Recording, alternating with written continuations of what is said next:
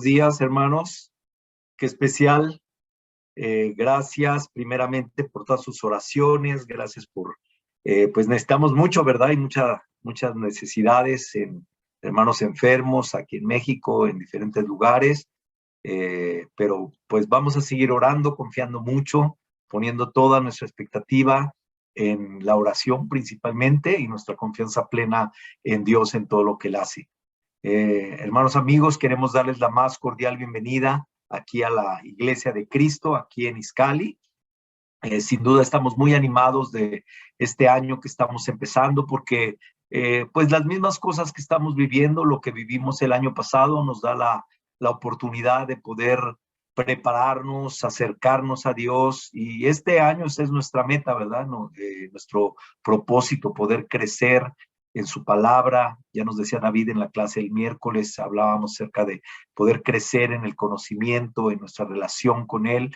Pero qué oportunidad tan grande tenemos de empezar el año con esa expectativa de querer transformarnos, de querer mirar hacia Él. Y es muy importante que nos preparemos en todos los sentidos para poder glorificar el nombre de nuestro Dios. Recordemos mucho el plan de nuestra iglesia este año. Me anima mucho ver el cual es el plan para nosotros. Hablamos la semana pasada, el tema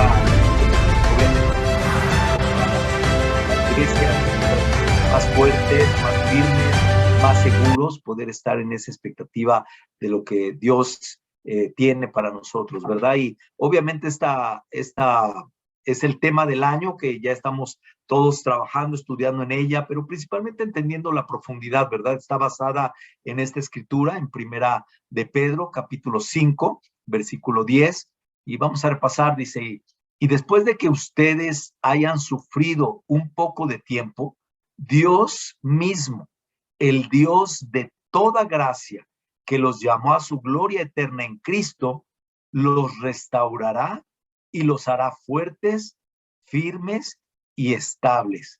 Esto en la versión, la NBI. Y es increíble porque esta es la escritura de este año para nuestra iglesia. Pedro, al final de su carta, de esta primera carta, resume el plan de Dios.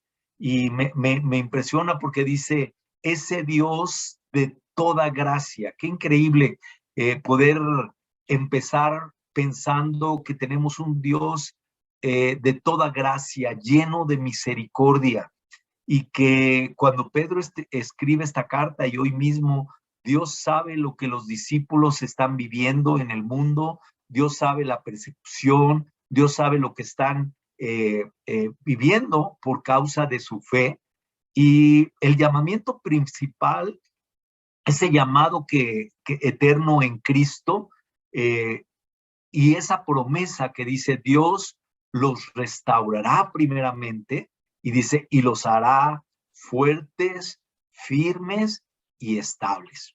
Qué increíble que podemos empezar el año con esa expectativa.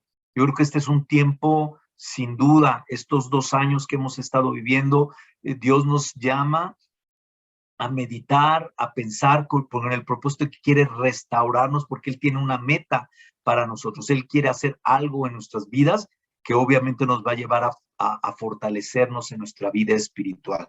Como han dicho varias veces, no importa cuántos años tengamos en la fe, todos necesitamos una restauración cada tiempo en nuestras vidas, en nuestra fe, en nuestra forma de vivir, en nuestra forma de actuar, con el propósito de poder hacernos fuertes, poder hacernos firmes, poder estar estables en la expectativa que Dios tiene para nosotros. Acompáñenme en una oración para empezar la clase el día de hoy. Vamos a orar. Padre Dios, Señor Todopoderoso, queremos darle muchas gracias en esta mañana. Primeramente queremos poner en sus manos, Señor, queremos poner la vida de nuestros amigos, de nuestros familiares, de los hermanos. Yo le oro mucho por nuestra iglesia en Monterrey, por todos los hermanos que están enfermos allá, Señor, amigos, familiares que hemos escuchado de ellos. Por favor, fortalézcalos, Señor, con hermanos aquí en la iglesia en México, Señor, sin duda una iglesia grande y con tantos hermanos que también están enfermos, Señor, y en especial le pedimos por el papá de nuestro hermano Alberto, Señor, por Gisela, le clamamos para que usted esté en control de sus vidas, usted esté en control de todo, y confiamos plenamente, Señor. Gracias porque, como dice la escritura que veíamos ahorita, usted es un Dios todo gracia, un Dios lleno de amor, lleno de misericordia, que entiende las cosas que vivimos, que entiende lo que estamos pasando. Y yo le clamo para que el día de hoy su palabra nos ayude a poder comprender, nos ayude a entender qué específicamente usted está hablando aquí en esta carta, Señor, para que podamos llevarlo a nuestra vida diaria. Gracias, Dios, por este tiempo, gracias por el amor de mis hermanos, por la comprensión, por el cuidado, por todo lo que usted hace en nuestras vidas. Cuídenos, por favor, y háganos, como dice la Escritura, más fuertes, más firmes, más seguros, siempre en usted. Restáurenos en todos los aspectos. Gracias por este tiempo. Le oramos en nombre de su Hijo Jesús. Amén. Pues qué increíble, hermanos, como les compartía, poder ver lo que Pablo aquí al final decía, ¿verdad? A mí me animan mucho las palabras y escuché o utilicé esta versión porque es muy importante ver la expectativa que Dios dice, Él los restaurará, o sea, la expectativa de Dios de restaurar. ¿Por qué? Porque hay muchas veces que pasamos situaciones que necesitamos restaurar las situaciones en las que estamos viviendo para poder fortalecernos y poder estar en el llamado principal. Ese es el plan de Dios, ese es el plan que Dios tiene, porque Él quiere hacernos más fuertes, más firmes y más estables. Compartiendo un poquito de la carta, recordemos, Pedro es el que escribe esta carta, está escribiendo básicamente al final de su vida, entre los años 64 al 65. Esta epístola está escrita a los cristianos judíos que habían sido expulsados de Jerusalén y estaban dispersos por toda Asia Menor, a los judíos de la diáspora. Es básicamente a que Pedro escribe esta carta. Entonces es muy importante entender a quién era, porque estos hermanos habían sido expulsados por la situación que se encontraba. Este es el tema en donde se encontraba todos los cristianos, los primeros cristianos estaban empezando a sentir los sufrimientos de su fe. La mayoría de los eruditos creen que Pedro murió bajo la persecución de Nerón, que es cuando se intensificó la persecución hacia los cristianos. Y Pedro escribe esta carta poco antes de su ejecución en Roma. Algunos antecedentes que tenemos allí en Eusebio, un historiador, en su libro Historia de la Iglesia, él dice, finalmente fue a Roma, hablando de Pedro, y fue crucificado, cabeza abajo por propia petición. Esto es lo que Eusebio escribe en su libro acerca de, y es una de las formas que la mayoría de los eruditos piensan que Pedro murió crucificado de cabeza. Pero en todo esto, el propósito por el cual Pedro escribe esta carta es para animar a los hermanos, para poder animarlos en sus sufrimientos. Ahora, algo importante es que en esta primera carta está enfocado a las pruebas y sufrimientos y retos que venían de fuera, o sea, a la persecución que estaban siguiendo, no tanto lo que estaba pasando en la iglesia, que eso lo habla más en la segunda carta, en donde se enfoca más a la situación interna dentro de las falsos maestros, etcétera. Aquí algo importante entender en esta época que pues hemos escuchado, ¿verdad? Por la misma historia, Nerón fue emperador del Imperio Romano del año 54 al 68 después de Cristo. Y otra vez, según Eusebio, el historiador, él pone, fue el primero, o sea, Eusebio dice que fue el primero de los emperadores en constituirse en enemigo declarado de la deidad. Tertuliano se refirió así y él lo anota aquí en su libro. Eusebio dice, consultad vuestros propios registros. Ahí encontraréis que Nerón fue el primero en lanzar su imperial espada contra esa secta, el cristianismo, cuando estaba justo surgiendo en Roma. O sea, a los principios del cristianismo, es cuando viene una de las persecuciones más fuertes, es donde vemos todo lo que acontece. Y Nerón fue uno de los principales perseguidores de los cristianos del primer siglo.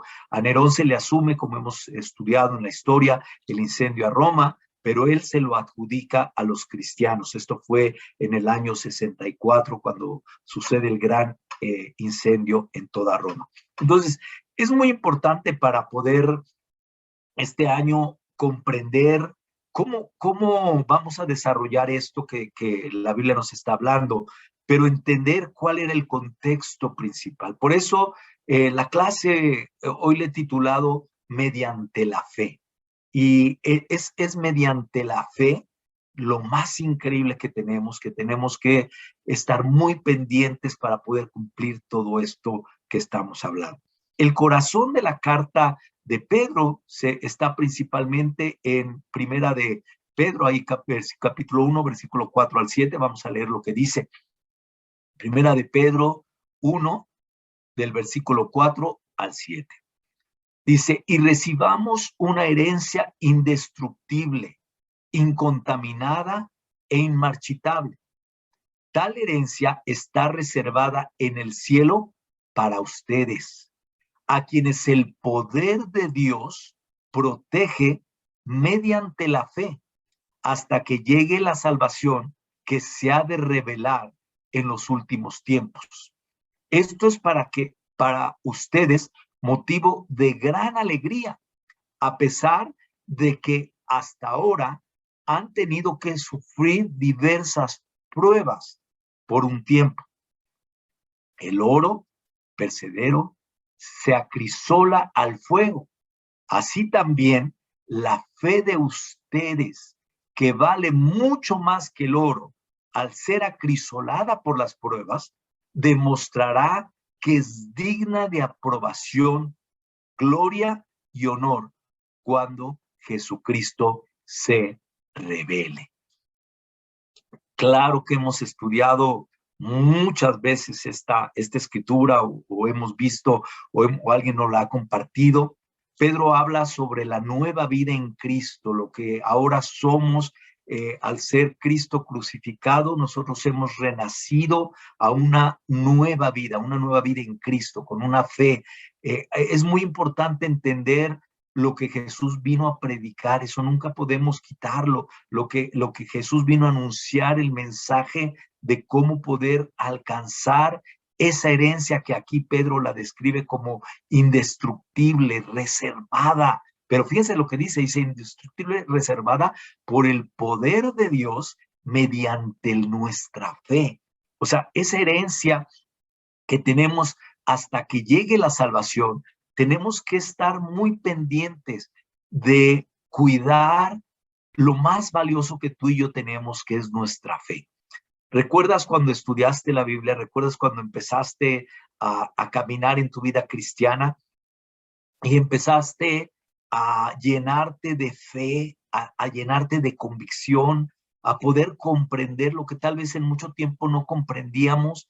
Y fue para mí lo más importante, porque yo había oído hablar mucho de Jesús, había oído mucho hablar que lo que había hecho, pero lo más importante fue entender esa herencia especial que Dios tenía preparada, esa verdadera fe en la vida eterna, en la vida después de la muerte, cuando esa herencia que era indestructible, incontaminada, intachable, como lo describe aquí, inmarchitable, algo completamente duradero por todo el tiempo, teníamos la oportunidad a través de Cristo Jesús.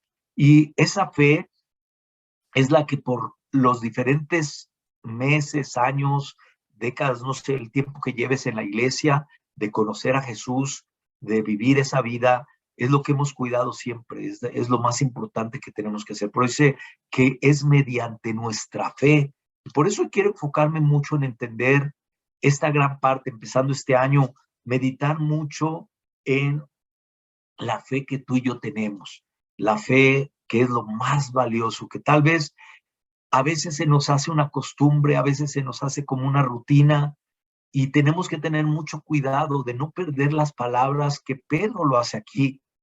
Pedro lo relaciona o lo manifiesta dice, más valiosa que el oro. O sea, es impresionante cómo hoy en día, si hay algún metal que le damos el valor, ¿verdad? O ambicionamos tener, pues es el oro, ¿verdad?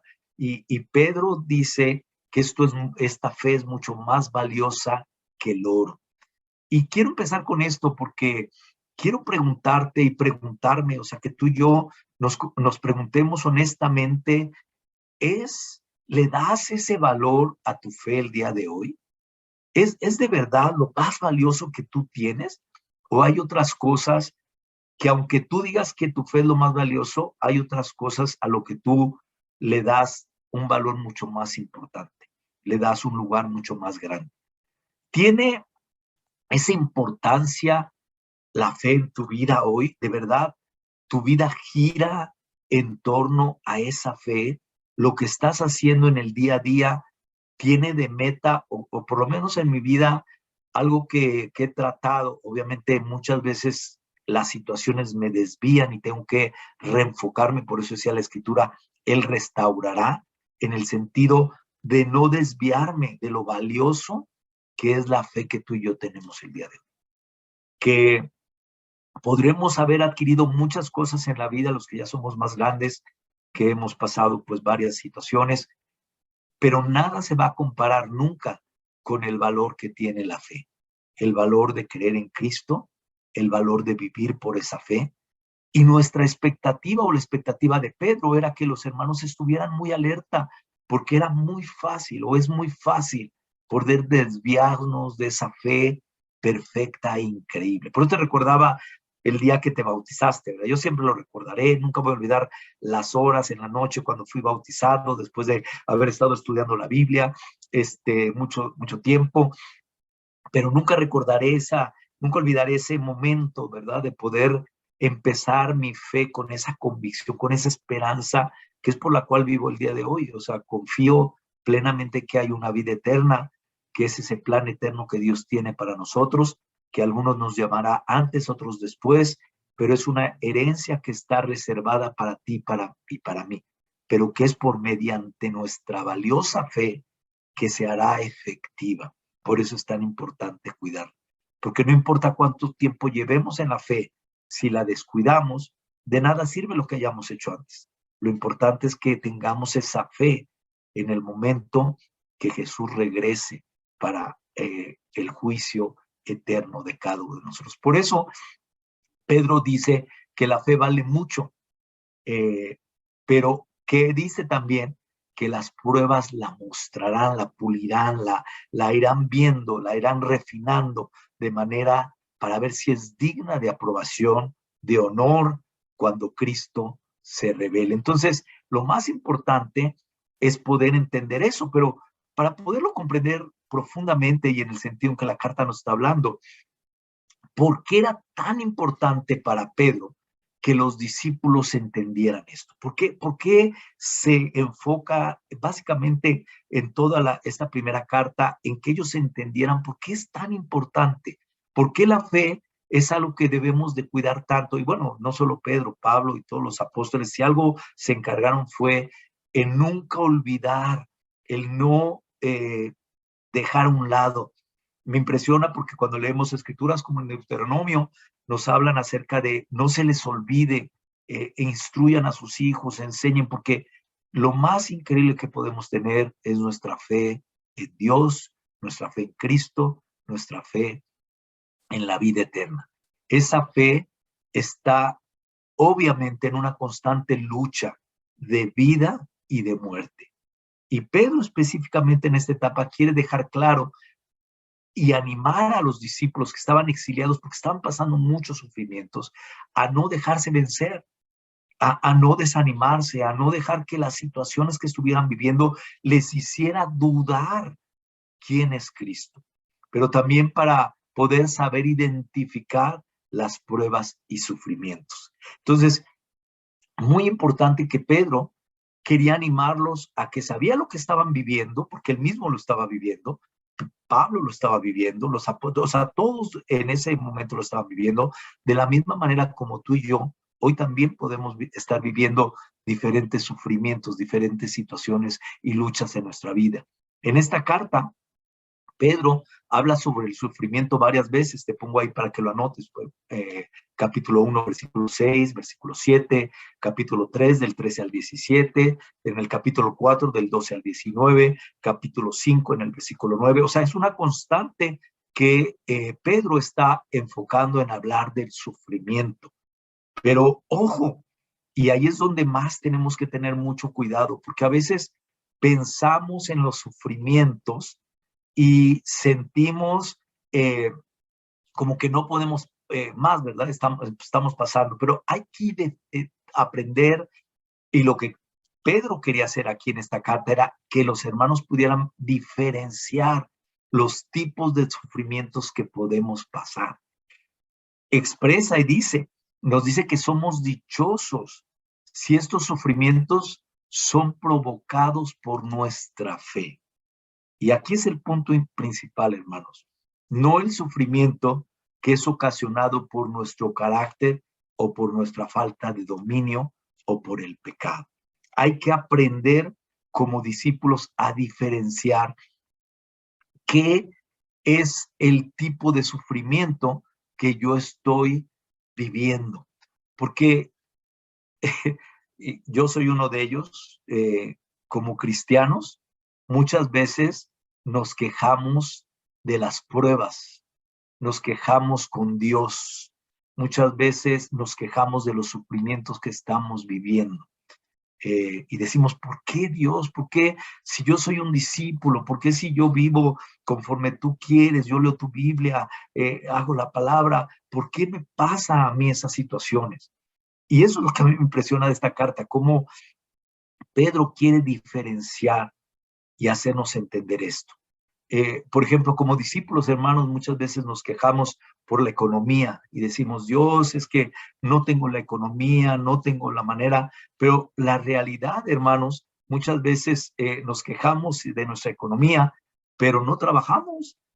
Queremos vivir a expensas de otras personas, somos flojos, no somos organizados, gastamos el dinero a lo tonto, compramos cosas que realmente no necesitamos, pero nos quejamos con Dios de nuestra economía y nosotros vemos eso como un sufrimiento porque no tenemos las cosas económicas que quisiéramos tener y buscamos salidas fáciles. O, por ejemplo, otras situaciones, ¿verdad? Cuando pasamos una situación, me quieren meter a la cárcel o me están haciendo algo, sí, y es un sufrimiento, pero muchas veces esos sufrimientos son ocasionados porque pues tal vez robé a una persona, tal vez defraudé en la compañía donde estaba, tal vez hice mal uso del dinero, y estos son sufrimientos causados por nuestro carácter, por la forma en que nosotros nos comportamos. Una de las quejas más comunes que veo es como si yo me casé en la iglesia, cómo mi esposa se quiere divorciar de mí, por qué Dios no me permite tener un matrimonio como debe ser, si yo, bueno, sí, pero ¿qué tal mi impureza? ¿Qué tal mi infidelidad? ¿Qué tal la falta de atención, la falta de aprecio a nuestra pareja? O sea, esos son sufrimientos ocasionados por nuestro carácter, por nuestra falta de dominio, por nuestra falta de actitud a las escrituras, no por el sufrimiento que ocasiona el que el que Pedro se refería. Otra de las causas que también podemos, a veces nuestros hijos no nos respetan, ¿verdad? Nos sentimos como, ¿por qué? Si yo los he instruido, les he enseñado, pero a veces abusamos de ellos o no nos invertimos en ellos, y otra vez, sentimos un sufrimiento que es consecuencia tal vez de nuestra negligencia. Y cuando te hablo de estas cosas, son cosas que todos hemos cometido, son cosas que todos podemos fácilmente caer en ellas y con la bandera de somos cristianos, sentir como un sufrimiento, pero no reconociendo. Y esto es lo que a mí me ha llevado a profundizar en esta carta, de poder entender, tengo que aprender a diferenciar qué son los sufrimientos que vienen por mi fe en Cristo y qué son los sufrimientos que vienen por mi falta de dominio propio y por mi falta de carácter. Lo que me tiene que llevar, obviamente, a tener una mejor relación con Dios. Aún en el trabajo, cuando decimos es que nadie en el trabajo quiere venir a la iglesia, nadie se quiere acercar, es que son muy herejes a la palabra de Dios. pero pocas veces decimos, bueno, ¿qué tal mi ejemplo, verdad? ¿Qué tal cómo me estoy con mi puntualidad, mi excelencia en el trabajo, mi actitud con las personas? O sea, quiero animarte mucho a que reflexionemos y separemos por qué estoy sufriendo hoy. Si estás pasando un tiempo difícil hoy, primeramente pregúntate por qué estás sufriendo. ¿Es el sufrimiento por causa de algún pecado, por la falta de dominio, por la falta de carácter a la palabra, por el alejamiento de nuestra fe, por perder la visión? ¿O el sufrimiento que tienes es el que Pedro se está refiriendo, ese sufrimiento que hace o que deja brillar la luz de Jesús? Cuando nosotros somos verdaderos cristianos y el sufrimiento viene porque tenemos convicciones profundas. ¿Qué era lo que estaba pasando aquí en la iglesia, con los hermanos que habían tenido que salir a otros lados? ¿Por qué fueron perseguidos los cristianos? Este es el sufrimiento que Pedro se está refiriendo. ¿Cuál? Bueno, los cristianos del primer siglo, primeramente, fueron perseguidos porque se negaron a adorar al emperador como un dios y los consideraban ateos, traidores. Tristemente, hermanos, hoy es tan fácil negar la fe. Hoy es tan fácil que estamos en una reunión y la gente hace un chiste vulgar y nosotros pues nos reímos ahí como a medias, ¿verdad? Como para suavizar la cosa. Eso es lo que los cristianos estaban enfrentando. Obviamente, si nosotros abruptamente decimos, oye, no estoy de acuerdo con eso, o cambias la cara, algo va a ocurrir. Obviamente va a venir una persecución. ¿Por qué? Porque tú estás expresando tu fe en el sentido que no concuerdas ese mismo pensamiento. Entonces, los cristianos del primer siglo sufrieron, era muy importante, y suena muy fácil de entender, pero decir que eras cristiano, decir que Jesús era tu Señor y tu Salvador, era atentar contra el emperador, y eso significaba la muerte. Y ellos, era el tipo de persecución, por eso escenas como la que vemos eran muy comunes, que quemaban a los cristianos, los golpeaban, los llevaban a los leones, el circo romano, todo. ¿Por qué? Porque esa era la persecución que ellos tenían. También porque se negaron a adorar en los templos, o sea, tenían una convicción muy profunda.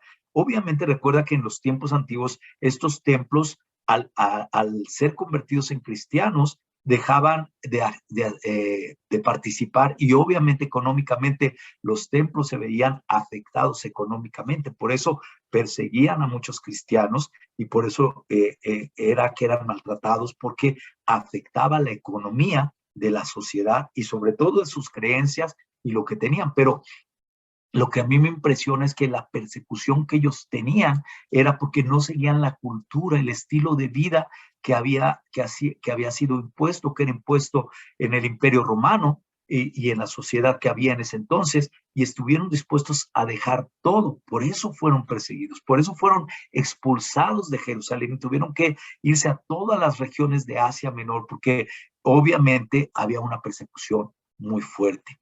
También otra de las cosas porque fueron perseguidos es porque ellos no apoyaron los ideales que eran como el ego romano del poder y de la conquista. O sea, la mentalidad romana era rechazar esa idea de altruismo, de poder ser servidor, de poder ayudar a los más necesitados. Y tristemente, muchos perdieron su fe, muchos adaptaron esos ideales materialistas, esos ideales expansionistas, y dejaron su fe. Y hoy lo vemos de una manera muy práctica cuando queremos vivir con un pie dentro de la iglesia y un pie en el mundo. O sea, queremos tener las bendiciones de Dios, pero al mismo tiempo queremos vivir como la demás gente vive. Y hoy, tristemente, se habla mucho de respétame, yo te respeto, pero es muy diferente entender que si somos creyentes, no podemos vivir con la mitad de las convicciones. O somos o no somos. Y por eso venía la persecución, porque ellos, al no aceptar estas formas de vida que el imperio exigía, fueron rechazados. Y obviamente eso trajo persecución, donde la gente los maltrataba, los trataba mal, porque obviamente ellos tenían una convicción muy profunda de anunciar siempre a Jesús y seguir la vida que Jesús imponía. Cuando nosotros llevamos tiempo en la iglesia o tiempo de conocer la fe, es fácil, si no estamos restaurando nuestro corazón y nuestra mente, que fácilmente caemos en estas ideas. Decir, bueno, pues sí puedo medio probar, sí puedo estar.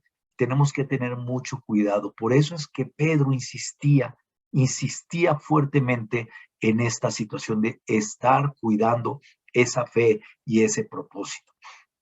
También una de las causas principales es porque los cristianos pusieron al descubierto y rechazaron esa terrible inmoralidad de la cultura pagana. Estaban en contra completamente de eso. Y eso era algo, si has oído, si has leído la historia, era impresionante la inmoralidad que existía en el Imperio Romano. La homosexualidad, infidelidad, era muy común y obviamente un cristiano vivía completamente diferente. Y hoy eso es una crítica. Cuando vemos todo eso y tratamos de aplicarlo, la gente nos dice, es que sí hay que leer la Biblia, pero no hay que ser tan fanático, hay que tener cuidado de no caer en ser fanático. Hay que tener mucho cuidado de entender que es ser fanático y que es ser un verdadero creyente. La Biblia nos expresa que ser fanático es vivir la vida, le podemos llamar fanático, pero si fanático es apegarte a los principios bíblicos, a la expectativa que Dios tenía para nosotros, pues sí soy un fanático, porque sí quiero vivir de esa manera. Que no viva y tenga que cuidar cómo hacerlo y estar al pendiente, que es lo que Pedro nos está llamando, es para que no caigamos en eso y realmente vivamos la vida con las pruebas que haya, con lo que enfrentemos. Pero todos los creyentes, cuando enfrentamos este tipo de pruebas que son porque dejamos salir a Cristo, porque anunciamos verdaderamente con nuestras vidas a Cristo, esa persecución es la que Pedro se está refiriendo. ¿Cuáles son los sufrimientos que estoy experimentando o que estamos experimentando los cristianos hoy? Los de mi pecado, los de mi falta de carácter, los de la falta del dominio propio, o los otros, los que son parte de mi vida cristiana. Tal vez estamos enfrentando otros sufrimientos, como las enfermedades, la muerte, el abuso. Son otro tipo de enfermedades, de sufrimientos que estamos viviendo, pero debemos aceptar esas pruebas como parte del proceso de refinamiento que nos prepara para nuestra reunión eterna con Cristo. Los sufrimientos, como las enfermedades, es la vida, hermanos. Todos, cristianos y no cristianos, vamos a sufrir enfermedades. Todos vamos a sufrir la muerte de un ser querido, nuestra propia muerte, la muerte de algo. O sea, eso es algo que todos vamos a vivir. El abuso a otra gente, de otra gente hacia nosotros es algo que vamos a vivir en las sociedades que estamos viviendo, pero por eso tenemos que aprender a identificar y a diferenciar. Obviamente ninguno de nosotros quiere sufrir la muerte, enfermedad, pero es algo que vamos a enfrentar, es algo que vamos a vivir y debemos de aceptar esas pruebas como parte de ese refinamiento, de parte de esa expectativa que tiene Dios, que obviamente Pedro por eso les afirma, cuiden ese propósito. No solo Pedro, Pablo lo decía en su carta en los Romanos, en el capítulo 5, versículos 3 y 4, dice, y no solo esto, sino también en nuestros sufrimientos, porque sabemos que el sufrimiento produce perseverancia. La perseverancia, entereza de carácter, y la entereza de carácter, esperanza. Qué increíble cuando vemos si es una realidad. Todo lo que nos lleva, obviamente, el sufrimiento, cuando estamos realmente en ese proceso, tiene un propósito, que es el que vemos en esta carta, al final nos lleva a ser firmes, estables, seguros. ¿Por qué? Porque nos va refinando esas pruebas, esas dificultades que vamos pasando por el mensaje, obviamente, para poder cambiar. Y cuando no son por el mensaje, son para poder restaurar lo que está mal y poder vivir de la manera que Dios espera de nosotros. También Santiago, en su carta, también él dice, hermanos míos, considérense muy dichosos cuando tengan que enfrentar con diversas pruebas, pues ya saben que la prueba de su fe produce constancia. Y esta es la parte donde nosotros tenemos que estar en este año mucho cuidando nuestra fe. ¿Por qué? Porque la fe produce esa constancia. Nuestra fe, que es algo que vamos a estar estudiando mucho en estos primeros servicios acerca de nuestra fe en este sentido, porque Pedro nos llama a protegerla, porque si la protegemos va a ocasionar en nosotros todo lo que estamos viendo. Ahorita vamos a seguir hablando de eso. Las pruebas y los sufrimientos nos ayudan a crecer, a ser la clase de personas que Dios quiere que seamos. Realmente, cuando estudiamos la palabra nos vamos a dar cuenta, y estas cosas fortalecerán nuestra fe y nos van a ser útiles para Dios. Yo creo que lo más increíble que podemos tener tú y yo el día de hoy es que queremos ser útiles para Dios. Queremos que aún en estas pruebas que estamos pasando, en estas dificultades, en lo que estemos viviendo, queremos ser útiles para Dios. No importa si eres joven en edad o ya eres una persona adulta o de la tercera edad, Dios quiere utilizar la vida de cada uno de nosotros. Y es ahí, mediante nuestra fe, que vamos a poder ser utilizados a pesar de las situaciones o de las cuestiones que nos encontremos. Lo más importante que Pedro quiere resaltar en esta carta es que entendamos que debemos de cuidar nuestra fe, que es lo más valioso que tenemos, esa fe verdadera, esa fe que será probada en las circunstancias más difíciles que son en nuestra vida. Ahora, obviamente al leer todo esto, al estar ahí, estar conscientes, decimos, bueno, ¿cómo lo logramos? ¿Qué podemos hacer? Bueno, en la misma carta, Pedro nos da la dirección, ¿no? Y a través de ella, por eso te animo a leer toda la carta para que tú puedas comprender profundamente con este enfoque que está remarcando. Ya vimos el corazón de la carta y cuál era el propósito, pero mira lo que dice ahí en el capítulo 5, en el versículo del 5 al 9. Dice, asimismo, jóvenes, sométanse a los ancianos. Revístanse todos de humildad en su trato mutuo, porque Dios se opone a los orgullosos, pero da gracia a los humildes. Humíllense, pues, bajo la poderosa mano de Dios, para que Él los exalte a su debido tiempo. Depositen en Él toda ansiedad, porque Él cuida de ustedes. Practiquen el dominio propio y manténganse alerta. Su enemigo, el diablo, ronda como león rugiente, buscando a quien devorar. Resístanlo, manteniéndose firmes en la fe, sabiendo que sus hermanos en todo el mundo están soportando la misma clase de sufrimientos. Y otra vez, aquí podemos entender esa expectativa que Pedro tenía. Por eso dice, él sabía, recuerda que él escribe a la diáspora era todos esos judíos que estaban exiliados y por todo Asia Menor, y él escribe a ellos y nos escribe ahora a nosotros, sabiendo que las luchas por nuestra vida cristiana siempre van a existir y vamos a pasar sufrimientos y vamos a pasar esas situaciones. Y Pedro trata de animarnos a recordar, pero no eres el único que está sufriendo. Hay unos hermanos tuyos que están en la iglesia en Monterrey, hay hermanos tuyos que están en Europa, hay hermanos tuyos que están en África, hay hermanos tuyos que están en diferentes lados, que están pasando las mismas dificultades y pruebas por medio de nuestra fe. Pero ¿cómo vamos a lograr todo eso? Bueno, Pedro exhorta primeramente a que nos sometamos, dice, sometiéndonos. Pedro habla del orgullo de la adolescencia. Cuando pensamos que sabemos más que los mayores, cuando sentimos que tenemos la razón en todo, qué fácil es para los jóvenes criticar a los ancianos. Pero también está hablando acerca, cuando dice, vístanse todos de humildad los unos a los otros. Pedro también está exhortando a los jóvenes a someterse y a los ancianos a involucrarse, a los ancianos a ayudar, a los ancianos trabajar en esta necesidad tan fuerte que estaba haciendo. Entonces, él habla de someterse unos a otros, revistiéndose todos de esa humildad.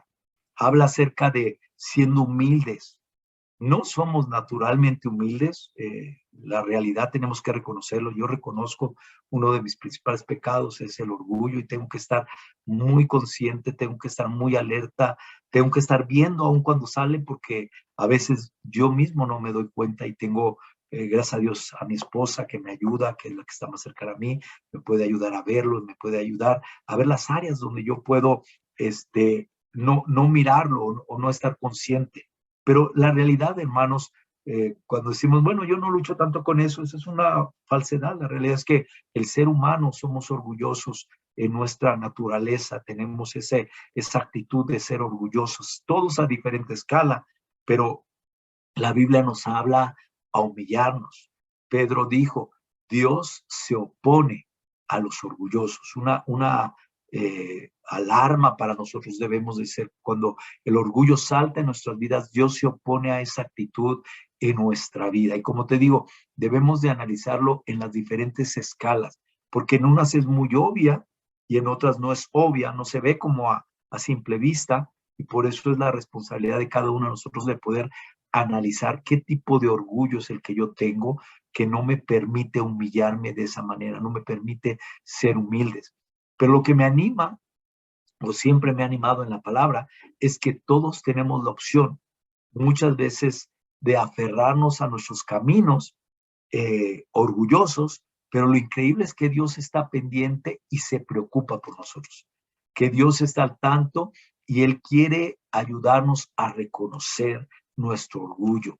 Yo tengo que reconocer muchas veces querer hacer mi voluntad, pero también, como dice la Biblia, he experimentado la mano de Dios, cuando la mano de Dios me hace ver el orgullo, que la verdad, pues no queremos, ¿verdad? Que la mano de Dios esté sobre nosotros para mostrarnos claramente cuando podemos verlo de una manera muy diferente. Entonces, una de las cosas que tenemos que hacer, como ya hablamos, es someternos unos a otros con esa actitud, pero hacer a un lado nuestro orgullo. Otra de las cosas que Pedro habla es acerca, dice, depositen en él toda ansiedad, habla de nuestra confianza en Dios. El objetivo de aprender a humillarnos bajo la poderosa mano de Dios. ¿Por qué? Es muy fácil que tú puedas sentir resentimiento, que puedas sentir odio, que puedas enojarte. Toda esta energía gastada se desperdicia en emociones, en pensamientos negativos que nos producen ira. Y Pedro les llama aquí ansiedad. ¿Te has sentido así alguna vez? ¿Has sentido esa ansiedad que no te deja porque estás con todos estos pensamientos? Bueno, Pedro nos exhorta a que necesitamos aprender a confiar en Dios, que necesitamos llevar a Dios estas cosas.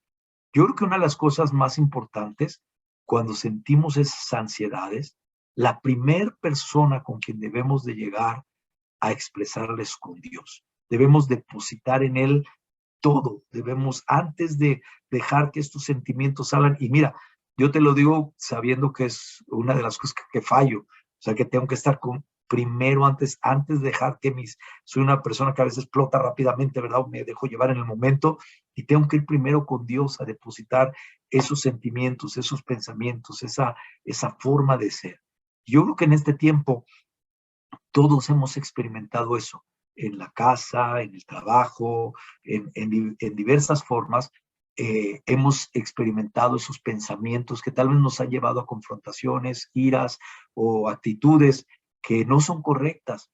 Y tal vez uno de los sufrimientos que estás causando es por esto, cuando Dios nos dice, lleva todo eso a confiar en Dios, que deposita en Él todos esos sentimientos. Entonces, aquí es donde podemos diferenciar los sufrimientos también que estamos viviendo, como lo comentaba hace rato, pero confiar en que Dios está actuando porque dice, Él a su debido tiempo restaurará, mejorará, hará la diferencia. Necesitamos estar al pendiente, orando constantemente. Si este año, como te repetí otra vez, David nos decía, tenemos que enfocarnos mucho en cerca de estudiar la palabra, de crecer en nuestro conocimiento bíblico, que sea lo principal, hermanos, el tener esa actitud de querer orar. Eso es lo esencial de la fe. Yo quiero preguntarte, ¿qué tal tu oración? ¿De verdad tienes una comunión con Dios? Y lo he repetido mucho a través de todo el año pasado, porque esa es nuestra fe, el orar a Dios, el confiar en Dios, el poner nuestra vida en Dios, el estudiar la Biblia, el poder conocer el mensaje completo que Él tiene. Y otra de las cosas finales que dices, habla acerca del dominio propio y mantenerse alerta. O sea, Pedro habla aquí específicamente lo que ya compartí acerca del dominio propio, practicarlo, estar en oración, parar y no dejar caer la tentación se consuma, esos deseos que nos dominan. Tú tienes que pensar cuáles son las cosas en donde tú tienes que aplicar dominio propio. ¿Es en tu pureza? ¿Es en tu carácter? ¿Es en tu manera de convivir? ¿Es en tu fe y devoción a Dios? ¿Dónde tienes que poner ese dominio propio para poder cumplir o lograr lo que Dios, la expectativa que Dios tiene? Entonces, por eso es que tengamos dominio propio, pero también y manténganse alerta en oración. ¿Pero alerta de quién? ¿Quién es nuestro enemigo? Bueno, lo deja muy claro. Muchos cristianos continúan su propia vida a su voluntad, incursionando en pecado, y no se dan cuenta que el verdadero enemigo que Pedro está escribiendo es Satanás. Satanás no está dispuesto a que tú seas lastimado.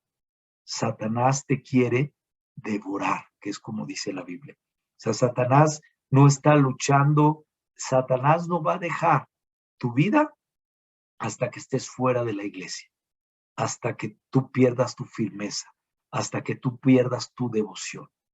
Ese es el propósito que Él tiene. Por eso tenemos que identificarlo, porque Él no trata de dañar tu matrimonio, Él no trata de dañar tu vida, tu economía, Él trata de devorar tu vida. Cuando tú te acercas a Dios, Satanás pierde. Cuando tú te alejas de Dios, Satanás gana.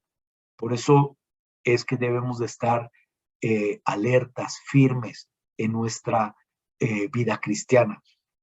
Cuando nos acomodamos a un estilo de vida complaciente, que es cómodo, no nos causa ningún problema, somos víctimas fáciles para ser devorados por Satanás. Por eso hay que estar al pendiente en todas estas áreas.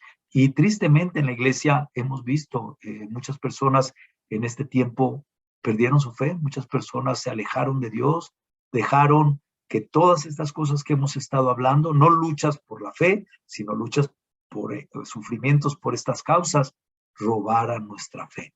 Por eso Pedro termina diciendo, manteniéndonos firmes en la fe.